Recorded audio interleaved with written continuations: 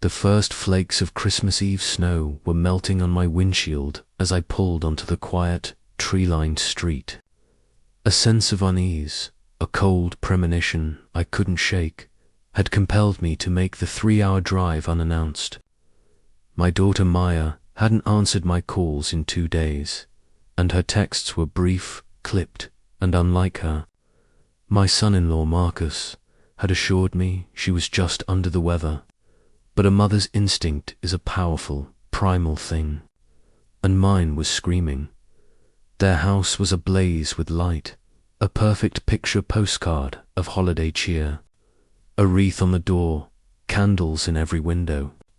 But as I parked, my headlights swept across the porch, and my heart stopped dead in my chest. I saw a shape huddled in one of the wicker chairs, a small, trembling form. I found my daughter outside, freezing in the cold with no blanket.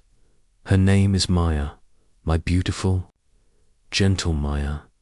She was wearing only a thin sweater, her arms wrapped around herself, her teeth chattering so violently I could hear it from the car. Her face, pale and drawn, was streaked with frozen tears.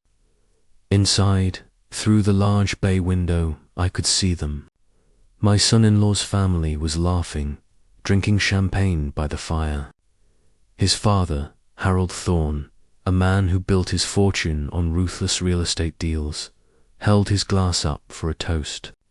His mother, Beatrice, draped in cashmere, laughed, a sound that couldn't reach me through the glass, but that I felt in my bones. And Marcus, my daughter's husband, stood with his back to the window. The life of the party, a rage I hadn't felt since my husband, Judge Samuel Reed, passed away, surged through me like fire. I am Evelyn Reed. At 62, I am a retired architect, a woman who understands structure, foundations, and the critical points where a building will collapse under pressure. In that moment, I saw the entire facade of my daughter's marriage for what it was. A beautifully decorated house with a rotten, collapsing foundation. I got out of the car, my movements stiff with cold and fury. Maya looked up, her eyes wide with a mixture of shock and shame. "Mama," she whispered, her voice a raw, broken thing. "What are you doing here?" "The real question, baby girl, is what are you doing out here?" I said, taking off my heavy wool coat and wrapping it around her shivering frame. She flinched as I touched her. Beneath the sweater, her skin was like ice. This wasn't just cruel. It was dangerous. Maya has a rare autoimmune condition, triggered by stress and extreme cold. They knew that. Marcus knew that. I didn't wait for an answer. I scooped my daughter, my only child, up into my arms.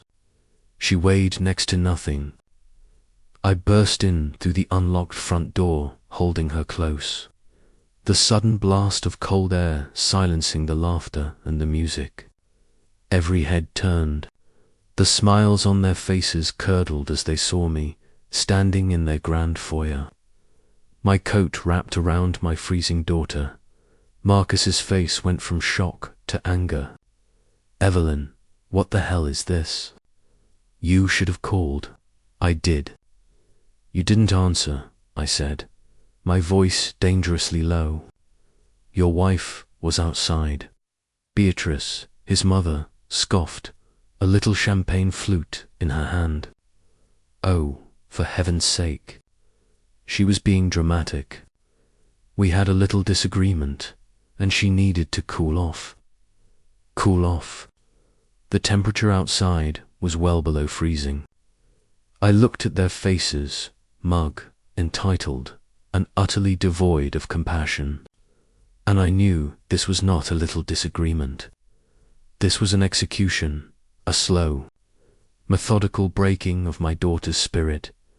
I looked directly into Marcus's eyes, a cold fire burning in mine, and said just 6 words, "You will all regret this day."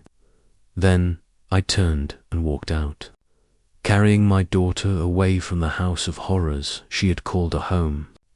The drive back was a blur of silence and the hum of the heater on full blast. Maya was in shock, wrapped in 3 blankets in the passenger seat. It wasn't until we were back in my home, the home she grew up in, that she finally broke. The sobs racked her thin frame, a torrent of pain and humiliation she had been holding in for months. She told me everything. It had started small. The casual insults disguised as jokes. The way Marcus would control her access to money, even though she had her own inheritance from her father. The way his family would systematically isolate her, making her feel small, worthless, and utterly alone. Tonight, the disagreement had been about that inheritance. Marcus wanted her to sign documents giving him full control of her trust fund. When she refused, he had dragged her outside and locked the door, telling her she could come back in when she was ready to be reasonable. Listening to her, the grief in my heart slowly calcified into a diamond-hard resolve. They hadn't just mistreated my daughter. They had declared war on my family, and they had no idea who they were dealing with. They saw me as a quiet widow, a relic of a bygone era. They had forgotten I was the wife of a judge who had taught me everything about the law's power. They had forgotten I was an architect who knew exactly how to demolish a structure, piece by rotten piece. The next morning, while Maya slept, I made my first call. Not to the police, not yet. This required a more delicate, more strategic approach. I called David Chen, a brilliant young lawyer who had once been my husband's most promising protege. "David," I said, my voice steady, "it's Evelyn Reed. I need your help. It's about Maya. I need you to start a deep, covert investigation into Marcus Thorne and his father's company, Thorne Development. I want to see everything, their financials, their business partners, their pending deals. I want to find the structural weaknesses, and I want to bring it all crashing down. Evelyn, it's good to hear from you, but I'm sorry for the circumstances," David said, his voice instantly sharp and focused. "Consider it done. What am I looking for, exactly?" "I don't know yet," I admitted. "But this level of cruelty isn't just about ego. It's about desperation. Find out what Marcus needs that money for so badly. Find out what they're hiding." 3 days later, David called back. The preliminary findings were in. "Evelyn," he said, and the gravity in his voice made the hair on my arm stand up. "It's worse than you thought. This isn't just about Marcus trying to steal from Maya. He's part of something much bigger. He's using her and her inheritance as the final piece in a massive, fraudulent conspiracy that's about to make his family hundreds of millions of dollars. And the deadline for that final piece is New Year's Eve. The trap wasn't just set for my daughter. It was set for dozens of innocent people, and we had less than a week to stop it." The information David Chen laid out on my dining room table was a blueprint of pure evil. The target of the Thorns' greed was their flagship new project, the Ascendia Tower, a gleaming 50-story luxury condominium building marketed as the pinnacle of city living. They had pre-sold over 80% of the units based on glossy brochures and a slick marketing campaign. The problem, David explained, was that the building was a death trap. "They've cut corners at every stage." "Evelyn," he said, pointing to a series of documents. "Substandard steel, counterfeit concrete mixtures, forged inspection reports. The whole thing is a house of cards. Our forensic accountants believe they plan to pocket the sale money. declare the specific LLC that owns the building bankrupt, and walk away before the first structural cracks even appear, leaving hundreds of families with worthless and potentially lethal homes. I finished, my voice cold as ice. The cruelty of it took my breath away. This was a crime that could kill people. Exactly, David confirmed. And here's the linchpin. They're cash poor. They've funneled everything into this project. According to their ledgers, they need one final, massive cash injection to finish the cosmetic work and pay off a few key city officials before the final certificates are issued. That injection was supposed to be Maya's inheritance. That's why they were so desperate. That's why they would put my daughter out in the freezing cold. They weren't just trying to steal her money. They needed it to cement the capstone on their fraudulent empire. The deadline of New Year's Eve was likely tied to the closing of the fiscal year and the final sign-offs they needed.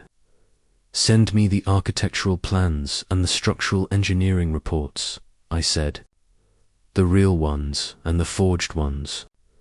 They made a mistake picking a fight with an architect. For the next 24 hours, I didn't sleep. I spread the massive blueprints across my old drafting table, the scent of paper and ink a familiar comfort. With Maya sleeping soundly upstairs, finally safe, I worked. My old skills came roaring back to life. I cross-referenced the materials manifest with the load-bearing calculations. I analyzed the soil reports against the foundation specs.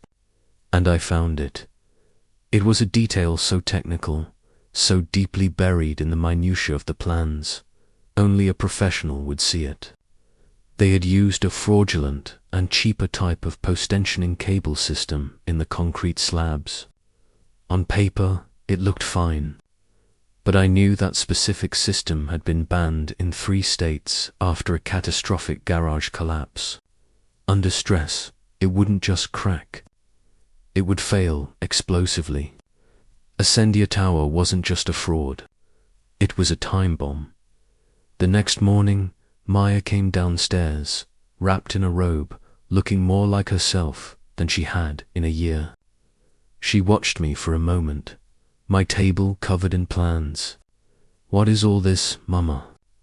"This," I said, pointing to the blueprints, "is how we take them down." I explained the fraught, the faulty cables, the danger dot. As I spoke, a flicker of memory crossed her face. "Post-tensioning cables," she murmured. "I remember that. About a month ago, Marcus was on the phone, screaming at someone. He kept saying, the Costa report has to be perfect, and something about the cables being a non-issue. He was so stressed about that report, Costa." I looked at David, who was on speakerphone. "Find me an engineer named Costa, connected to Thorn Development." David went to work. While he dug, I initiated the first phase of the counterattack, destabilization. I made a call to Walter Jennings, the city's head of commercial building inspections. Walter was an old friend of my late husband, a man of unimpeachable integrity. "Walter, it's Evelyn Reed," I said. "I'm calling in a favor. I need an immediate, unannounced spot check on the Ascendia Tower. Don't send a junior inspector. I need you to go yourself. I have reason to believe they have serious structural vulnerabilities in their floor slabs, specifically regarding the post-tensioning system." I didn't need to say more. Walter knew my background and trusted my judgment implicitly. "Consider it done, Evelyn. I'll shuffle the schedule. They'll get a visit first thing tomorrow morning." The hornet's nest had been kicked. Within hours, Marcus was calling Maya's phone, which I now held. First came a string of texts, each more frantic than the last. "Maya, we need to talk. It's an emergency. Your mother is trying to ruin us. Pick up the phone. You don't understand what you're doing. When the texts failed, the voicemails began. His voice was a cocktail of feigned love, barely concealed panic, and threatening undertones. I saved every single one. They were evidence. Meanwhile, David called back with a triumphant edge in his voice. Got him. Ricardo Costa. He's an engineer who lost his license 5 years ago for falsifying safety reports. Harold Thorne must have him on a private payroll. He's the man who signed off on all of Ascendia Towers, forged structural documents. He's their weak link. If he talks, the whole thing comes down. The trap was closing. The unannounced inspection would send them into a panic. Their forger, Costa, was now a liability they couldn't control. And their source of funding, my daughter, was safe with me. The day before New Year's Eve, the pressure reached its peak. A black town car pulled up in front of my house. Harold Thorne got out. He was a man used to getting his way, his face a mask of imperial arrogance. I met him at the door. "Evelyn," he said, his voice a low growl. "Call off your dogs. This little stunt with the city inspectors is costing me a fortune." "I have no idea what you're talking about, Harold," I said, my voice calm and placid. "I'm just a retired architect enjoying the holidays with my daughter." "Don't play dumb with me," he snarled. "You're getting in the way of serious business. Put Maya on the phone. She needs to sign those papers, now." "The only paper Maya will be signing anytime soon, Harold, is a divorce decree," I said. "You are not welcome here. And if you set foot on my property again, I will have you arrested for trespassing." I closed the door on his stunned, furious face. The look in his eyes told me everything. He wasn't just angry. He was terrified. The inspection was a direct threat to his timeline. Without Maya's money, he couldn't pay the bribes to make the inspection go away. Later that night, Maya and I sat by the fire, a sense of impending battle hanging in the air. We had the Thorns cornered, but cornered animals are the most dangerous. Their empire was teetering, propped up by lies and my daughter's stolen future. They had one day left, New Year's Eve, and I knew they would do something desperate to get what they wanted. But they still didn't understand. I wasn't just trying to stop them. I was going to bury them. New Year's Eve arrived with an icy stillness. The entire day felt like the held breath before a storm. I knew the Thorns were out of time. Their project was under scrutiny, their forger was a liability, and their funding was locked away. Desperation would force them to abandon all pretense of civility. I made sure we were ready. David Chen was with us, and a discreet car was parked across the street, its occupants waiting for my signal. The attack came just after dusk. A car screeched to a halt in my driveway, and both Marcus and Harold Thorne got out. They didn't bother with the doorbell. Marcus used the key he still had, and they burst into my home, their faces twisted with a sense of entitled rage. "Where is she?" Marcus demanded, his eyes wild. "This has gone on long enough. Maya is my wife." "Your wife is no longer your concern, Marcus," I said. I stood at the bottom of the main staircase, blocking their path. I was calm, my voice even. "You will leave my house now. We're not going anywhere without Maya," Harold snarled, stepping forward. He was used to intimidating people. "You have no idea the kind of trouble you've caused, old woman. You're interfering with business you can't possibly comprehend." "Oh, but I comprehend it perfectly, Harold," I replied, a cold smile touching my lips. I comprehend the fraudulent load-bearing calculations. I comprehend the forged inspection reports signed by a disgraced engineer. And I especially comprehend the grade 270 low relaxation, epoxy-coated post-tensioning cables you should have used, but didn't. The color drained from their faces. I had spoken their secret language, the language of their crime. They were stunned into silence. How could you possibly know that? Harold stammered. You seem to forget I'm an architect, I said. And you made the fatal mistake of threatening the daughter of a woman who knows that every corrupt structure has a single, critical point of failure. Yours is a man named Ricardo Costa. As if on cue, a door from the study opened. David Shen stepped out, and beside him was a nervous, sweating man in his late 50s. Mr. Costa was just explaining everything to us, David said, his voice sharp and clear. He's provided a full, signed confession detailing his work for you, Harold. He's also explained how you and your son here coerced him, threatening to expose his past if he didn't sign off on your death trap of a building. Marcus lunged forward in a blind panic, grabbing my arm. You meddling bitch. You've ruined everything. He never saw it coming. Maya appeared at the top of the stairs. She was not the timid, broken woman of a week ago. Her eyes were clear and full of fire. She held up her phone, its screen glowing. It's all here, Marcus. Every threatening voicemail you left. Every word Harold just said. It's all being recorded and live-streamed directly to the district attorney's office. That was my signal. As the Thorns stood frozen, defeated by a truth they could no longer escape, the front door opened. 2 plain-clothed detectives stepped inside, followed by Walter Jennings, who held a thick file. Harold Thorne, Marcus Thorne, one of the detectives said, his voice booming in the sudden silence. You are under arrest for conspiracy, fraud, and reckless endangerment.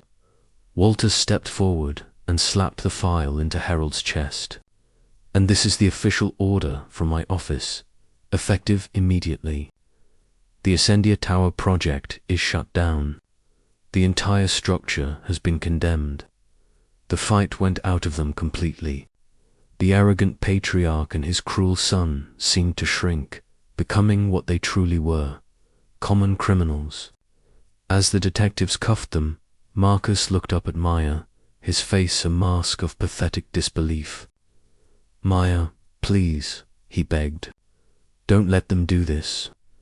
My daughter looked down at the man who had left her to freeze, who had tried to steal her future and break her spirit.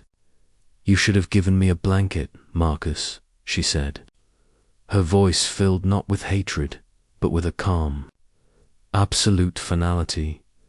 I watched as they were led from my home, their empire of greed and cruelty crumbling into dust around them. The house was quiet again. I walked over to Maya and put my arm around her. The storm was over. The foundation of our family, the one built on love and integrity by my late husband, was secure once more. In the months that followed, the Thorn development scandal was front-page news. Their assets were seized, and they were both sentenced to long prison terms. The Ascendia Tower, a monument to their greed, stood empty, slated for a careful, piece-by-piece demolition. But our story didn't end with their downfall. Maya, with my help, used her not-secure inheritance to establish a fund. It wasn't for revenge, but for restoration. The Ascendia Victims Fund was created to compensate the dozens of families who had poured their life savings into the Thorns' fraudulent dream. My daughter, who had been a victim, transformed her pain into a legacy of healing. She had found her purpose, not as Marcus's wife, but as her own woman, stronger than she had ever known. And the first, a quiet widow. had rediscovered the architect within Mitha, woman who not only knows how to demolish a rotten structure, but how to build something new and strong and lasting in its place. What the Thorn family did was truly unforgivable. But it just goes to show you that a mother's love is a force of nature. If you were moved by this story, please give this video a thumbs up. And don't forget to subscribe to the channel so you'll be the first to know when our next story drops. We'll see you in the next video.